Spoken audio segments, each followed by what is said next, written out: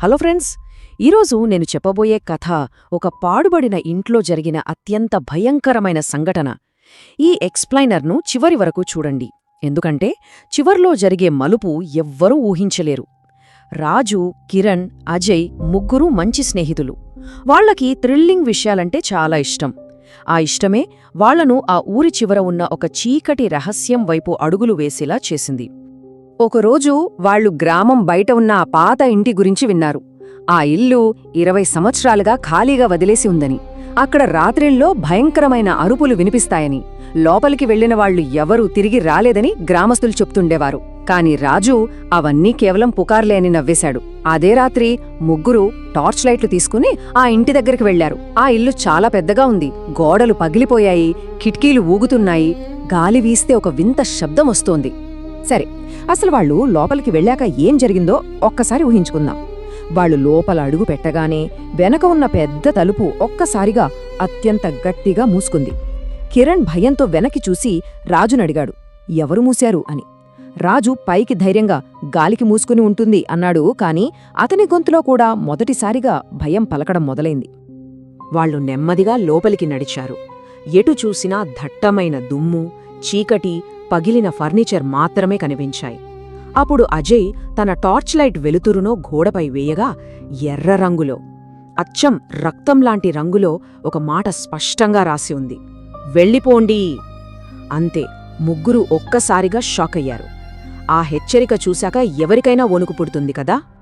ఆ హెచ్చరికను చూసి వారు తేరుకునే లోపే పై అంతస్తు నుంచి టక్ టక్ టక్ అంటూ ఎవరో నడుస్తున్న శబ్దం స్పష్టంగా వినిపించింది. రాజు ధైర్యం చేసి పైకి వెళ్లి చూద్దామన్నాడు. వాళ్లు మెట్లెక్కడం మొదలుపెట్టారు. వాళ్లు వేసే ప్రతి అడుగుకి ఆ మెట్లు కీచుమనిపించాయి. పైకి వెళ్లగానే పొడవాటి కారిడార్ కనిపించింది. చివర్లో ఒక గది తలుపు సగం తెరిచి ఉంది.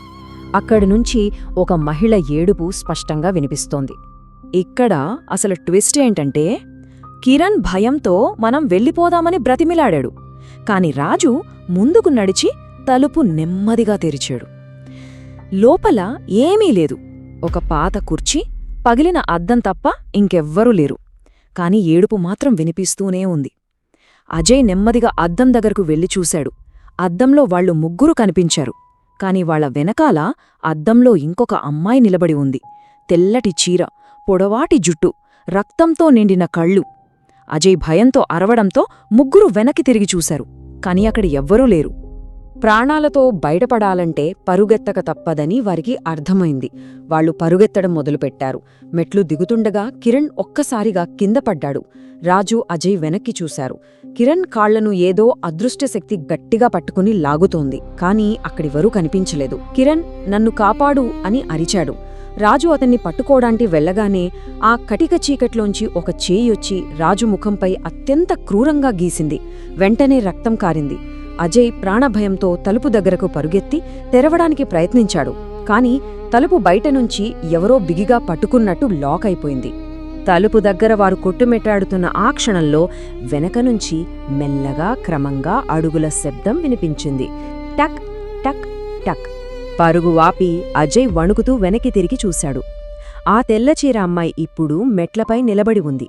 ఈసారి ఆమె ముఖం స్పష్టంగా కనిపించింది. ముఖం సగం కాలిపోయింది, కాని ఆమె నవ్వుతోంది. ఆ నిశ్శబ్దంలో ఆమె ఒకే ఒక మాట అడిగింది, నన్నెందుకు లేపారు అని. ఆ మాటకి అజయ్ భయంతో అక్కడే కింద పడ్డాడు. అప్పుడు రాజు కిరణ్ను బలంగా లాగి బయటకు తీసుకొచ్చాడు. ముగ్గురు కలిసి తమ పూర్తి బలంతో తలుపు గట్టిగా కొట్టారు. ఒక్కసారిగా తలుపు తెరుచుకుంది. వాళ్ళు ప్రాణాలు అరచేతిలో పెట్టుకుని బయటకు పరిగెత్తి గ్రామం వరకు ఆగలేదు. ఉదయం గ్రామ పెద్దకి విషయం చెప్పారు. అతను షాక్ అయ్యాడు.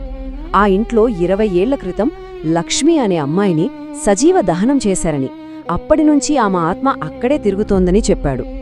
ఆ ఒక్క రాత్రి వాళ్ల జీవితాలని ఎలా మార్చేసిందో గమనిస్తే ముగ్గురూ వణికిపోయారు. రాజు ముఖంపై ఆ అదృశ్య శక్తి చేసిన గీతలు ఇంకా పచ్చిగానే ఉన్నాయి. కిరణ్ కాళ్లపై నీలిరంగు వేలిముద్రలు స్పష్టంగా కనిపిస్తున్నాయి. అజయ్ మాత్రం ఆ మానసిక ఆఘాతం వల్ల అప్పటినుంచి మాట్లాడడం మానేశాడు. శారీరకంగానే కాదు, మానసికంగా కూడా వాళ్లు పూర్తిగా కుంగిపోయారు. అంతా అయిపోయింది. ఆ పీడకల నుంచి బయటపడ్డాము. అని అనుకుంటున్న సమయంలో అసలు భయం అప్పుడే మొదలైంది. అదే రాత్రి రాజు మొబైల్కి ఒక మిస్టీరియస్ ఫోటో వచ్చింది. అది వాళ్ళ ఇంట్లో ఉన్నప్పుడు తీయబడిన ఫోటో. కాని వాళ్ళా ఫోటోను తీసుకోలేదు. అందులో ముగ్గురు నిలబడి ఉన్నారు. వాళ్ల వెనక సగం కాలిపోయిన ముఖంతో ఆ తెల్లచీర అమ్మాయి కెమెరా వంక చూసి నవ్వుతోంది. ఈ విశ్లేషణ మనల్ని ఒక లోతైన ప్రశ్నతో వదిలివేస్తోంది. మరి ఇలాంటి శక్తులను ఒకసారి నిద్రలేపిన తర్వాత వాటి బారి నుంచి తప్పించుకోవడం అసాధ్యమా? ఆ ముగ్గురు స్నేహితుల జీవితాలు ఇప్పుడు ఏ మలుపు తిరుగుతాయో ఎవ్వరికీ తెలియదు. ఫ్రెండ్స్, ఈ కథ మీకు నచ్చితే లైక్ చేయండి, సబ్స్క్రైబ్ చేయండి. ఇంకా ఇలాంటి భయంకరమైన కథల కోసం మన ఛానల్ను ఫాలో అవ్వండి. మరో అద్భుతమైన ఎక్స్ప్లెయినర్తో మళ్ళీ కలుద్దాం.